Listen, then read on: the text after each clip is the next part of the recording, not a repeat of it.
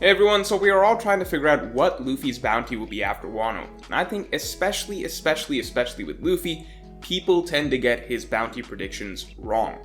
Last video I talked about how Oda cared more about the narrative than technical logic when it comes to bounties. And that definitely applies to Luffy. I think people think too much about what makes sense logically with the technical rules of the world, and not as much in terms of what makes sense for the narrative, and why Oda even gives Luffy a new bounty in the first place. I was definitely guilty of this as well, till I basically learned my lesson after the Whole Cake Island arc, an arc where I personally underestimated Luffy's final bounty. After that arc, I finally understood the real purpose of bounties as they pertain to the main character. So, before we get into it, make sure to subscribe for more One Piece videos every week, and I should probably tell you what this little Morj-style Luffy figure is. I know that all this time what you have really wanted is a Mr. Morj plush figure for yourself. Something you can put on display with all your other One Piece memorabilia, something that you can reenact epic battles with, something you can fall asleep holding because you're lonely. This plush fills any and every void you have in your life. If you wanted a plush of Luffy, or you wanted a plush of me, now you can have both in one and you can get it today. Seriously, this is a great plush figure made by Makeship, and if you are a fan of this channel, you want to support, you just want a cool new addition to your One Piece collection or start your One Piece collection, you can get this right now. The link is below, and this is a limited time offer, so get yours while they're hot. Now, let's talk about the real Luffy. When does Luffy get a bounty bump? After big victories and major achievements, the Straw Hats overcome a major hurdle, and at the end of a long, arduous arc, where we usually feel like Luffy has accomplished something incredible and gotten a huge win, that is when Oda gives him a new bounty to get excited about. The bounty is not just a reward for Luffy, it's a reward for the reader. It is ridiculously satisfying to get to the end of an arc like Enies Lobby and see a huge new number that just wows us. Pre-time skip, it was only after the largest, most emotionally charged storylines, where all the Straw Hats got big fights, where they overcame the most difficult challenges, that they got bounty reveals as a reward. Arlong Park as the conclusion to Luffy conquering all of East Blue, Alabasta as the conclusion to the gigantic Baroque Works saga, and of course, Enies Lobby. And guess what? Each time Luffy got a bounty after those major wins, the number was significantly higher than what you would have expected. In East Blue, Buggy was worth 15 million, Kuro was worth 16 million, Don Krieg was 17 million, and Arlong was a whopping 20 million. That is a very tight range of bounties, and a lot of these guys gave Luffy very difficult fights, not to mention all these guys actually do pirate things like hurt civilians. I guarantee that if East Blue were going on right now, most people today would be theorizing that Luffy's bounty after beating Arlong would be something like 22 million, or maybe even as high as 25 million, because that just fits with everything we know about bounties so far, and the range that seems to make sense. Except no. Oda gives Luffy 30 million, which is just absolutely insane for its time, as it completely blows the highest bounty we know of out of the water. It is a full 50% higher than Arlong's. Similarly, after Luffy beats Crocodile, Luffy's bounty doesn't just double, it more than triples his first bounty, 3 times as much as before. And then after that, in Enies Lobby, he triples it yet again. The effect for the reader is that each one of Luffy's bounties is a huge wow moment, because it's not just a big bump up, it's an absolutely astronomical increase every time. Because that's exciting storytelling. We've seen the main character overcome tremendous adversity and do something amazing, conquering all of East Blue, defeating a Shichibukai, taking down Enies Lobby, and now we get to ride that wave of euphoria by seeing his reputation drastically increase by leaps and bounds. That is the point of bounties when it comes to Luffy. That is precisely why so many of us way underestimated Luffy's bounty after Whole Cake Island. If you go back and see, go back and check old YouTube videos, old Reddit posts, whatever, from towards the end of Whole Cake Island before it ended, you will find very few, almost no people really, saying that Luffy's bounty would be as high as 1.5 billion berry. In fact, at the time, it was crazy to suggest anything even as high as 1.2 or 1.3 billion. And there were a lot of logical reasons that people would throw out that were fair that I myself bought into. Stuff like, Okay, Katakuri's bounty is 1 billion, so maybe by the end of this Luffy will pass up Katakuri by just a bit. Or actually, on the other hand, Katakuri has been a pirate much longer than Luffy, so maybe Luffy won't even get to a bounty so quickly, etc, etc. And yes, those reasons logically made sense at the time. Keep in mind that at the time, we had only just been shown that 1 billion berries is even possible as a bounty in the One Piece world. That was essentially the ceiling of our expectations of what's possible and what made sense to us. So very, very, very few people imagined at the time that Luffy's bounty would not only break 1 billion, but basically shatter that mark by hitting 1.5 billion. It was the Arlong situation all over again, but on a much larger scale. Not only does Luffy pass up Katakuri, the previous highest bounty, but his bounty is now 50% higher than Katakuri's. And guess what? That made for a way, way, way more hype moment than Luffy getting something like 800 million or 1 billion, like a lot of people logically thought at the time. And of course, when Oda listed out all of the reasons that ultimately justified a bounty way, way higher than most of us imagined, yeah, it rationally made sense after that. Oda just had to give us some reasons, but that's not really the point. It doesn't matter what reasons Oda gave. The point is the moment the shocking bounty reveal created for the reader. The point is that we had just watched Luffy go through the most difficult battle of his life, and it was just awesome to see that get a major, major payoff. A surprising, shocking payoff, but one that still felt earned. That's what matters when Luffy gets a new bounty. Oda can kind of spin the logic of it any way he likes to justify the huge increase after the fact, but what Oda is really giving us with surprisingly high increases is a moment of major satisfaction. That's how we should be thinking about bounties. Look at East Blue, Alabasta, Enies Lobby, and Whole Cake Island. It's always numbers that blow our previous expectations and standards out of the water.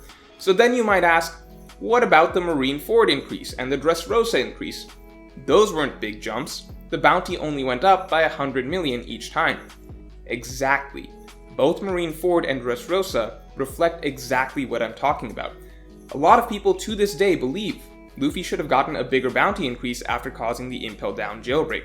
But what you're missing is that narratively, this whole Impel Down Marineford saga was not meant to feel like a win for Luffy. That matters infinitely more than our assumptions of what should logically make sense for Luffy's next increase when it comes to bounty increases for Luffy. The feel matters more than the pure logic behind it. Because big bounty jumps are exciting and satisfying, that is precisely why Oda was not going to do a big bounty jump when Luffy was at his lowest point ever. We, the reader, feel like Luffy just experienced a huge loss and failure, so it's not really the time to give us a really exciting bounty jump that feels like a reward for a big win. Luffy still did get a small increase to 400 million because after all that Luffy did, it would just be too weird and too illogical if Luffy didn't get any increase at all. But it's still proportionally a really, really small bump compared to past bounties after big wins. And then again, Luffy did not get a big bump in Dressrosa. Why? Because as I've talked about before in past videos, Dressrosa isn't the conclusion to a major storyline. In the New World, Oda's storytelling structure has dramatically expanded. So an arc like Dressrosa is really just a midway point in the context of this entire Super Saga to defeating Kaido.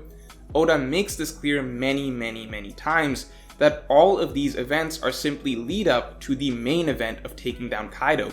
And looking at Dressrosa, you get this feeling. It's an arc that's, first of all, missing half the crew who have already left for the next storyline, so it's not really set up to be a big climax from the start. Luffy is the only Straw Hat who even has a somewhat difficult fight, and it was explicitly stated to just be a side event to getting to Kaido. Yes, Oda gave Luffy and the other Straw Hats bounty increases because it would just be weird if the Straw Hats didn't at least get some updates after taking down Doflamingo, but proportionally it's just a small bump for Luffy. Why? Because we're not at the big finale yet. This is still build-up. The big finale is Wano. We're still just on the build-up train. The next stepping stone to Wano was Whole Cake Island, where Luffy now overcomes an even bigger challenge than Doflamingo on his way to taking down Kaido, and now things are really ramping up for the main event, Wano, and so now Luffy does get a really, really big jump, like we've expected in the past, tripling his bounty. But that's still just lead up and building towards the main event. Now we're finally in Wano, where everything is coming together. 400 chapters of setting up Kaido and Big Mom as villains. Now it finally is Kaido and Big Mom themselves that Luffy has to take down, and Oda is harping on it over and over again, how this is the culmination of everything so far. This is the arc where Luffy is finally ascending into that mold of Pirate King. This is what the entire New World has been building to. And people think Luffy is going to get a bounty of like 3 billion, maybe 4 billion. And it's absolutely an underestimation. I still see people citing too many technical reasons that seem logic-based, like, well, Luffy's bounty can't pass Kaido and Big Mom so fast, Kaido and Big Mom have been around for so long, even if Luffy becomes as strong as them, Kaido and Big Mom are more violent and do damage to civilians, Luffy is only going to take them down thanks to help, etc, etc. But look, guess what? None of that really matters. People are trying too much to think what makes sense in the One Piece world, when you should be looking at what makes sense for the One Piece story. This is the biggest storyline, the biggest villains, the biggest win, the biggest leap forward for the character. Stop thinking small with how Oda is going to reward him. Luffy's bounty by the end of this will likely be 5 billion. That's right, 5 billion. After all this build up throughout the New World, after getting the biggest, most long-awaited win in the entire story, there is no way Oda would play it tame with Luffy's bounty increase. Yes, if Luffy got a bounty of like 4 billion, most of us would say, okay, that logically makes sense. But that's not how this works. The feeling of a bounty reveal after a huge climactic win is supposed to be, damn, it went up that much? This is crazy. So just the fact that Oda would literally triple Luffy's bounty during just a lead-up arc to Wano should tell you the jump here is going to be even bigger than that. If his bounty tripled for a lead-up arc, it will do more than that after the main event.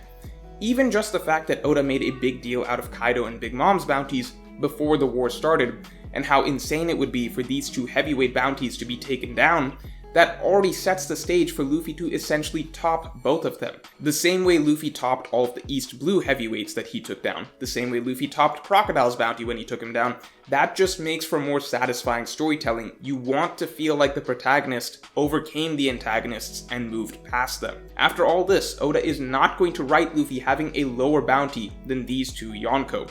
5 billion, in fact, perfectly puts Luffy just behind Roger and Whitebeard, the pirates whose legend Luffy will likely still have to work a bit more to surpass, and 5 billion is also very conveniently 10 times Luffy's starting bounty in the New World, which seems like a fairly neat number for Luffy to end up with after all of this. I also once said that I expect Luffy's final bounty in the series to be 5.6 billion, as it would surpass Roger's and fit with the numbers Go Mu, meaning 5-6, which is something that Oda has played with in the past. How does this make sense if Luffy already hits 5 billion so early? Well, I think that this next 5 billion may be the last bounty that Luffy gets as a result of a huge win in battle. The next main battle phase after this one in Wano in the story may simply be the actual final war. And after the final war, Luffy may not actually get a bounty because he will essentially have, freed the entire world and would have created a whole new regime.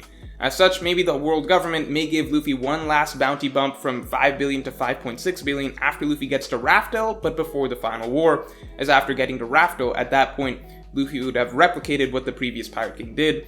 Logically, it makes sense for the world government to give him that last bump before the final war starts, and narratively, it makes sense that this final bump wouldn't be that big, since I don't expect Raftel to be a huge battle, where we feel like Luffy has earned some huge increase. As such, I think the Wano War may be the last big battle for Luffy to get a giant leap forward for his bounty. However, I will also add that as crazy as it sounds, there is the alternative, where we might be close enough to the end of the story that Oda may even have Luffy hit 5.6 billion by the end of this arc, the Wano arc, instead of waiting to give him one more final small boost after Raftel. I'm not sure, that sounds like a really hefty jump even to me, but I'm just saying I think, maybe it's possible. But I would bet for sure that Luffy hits that 5 billion mark at least. So if you enjoyed this video, then definitely like, comment, and subscribe. And you can get this plush, the link in the description below. Get them while they're hot. You can also support me on Patreon for more thoughts on this and all future topics.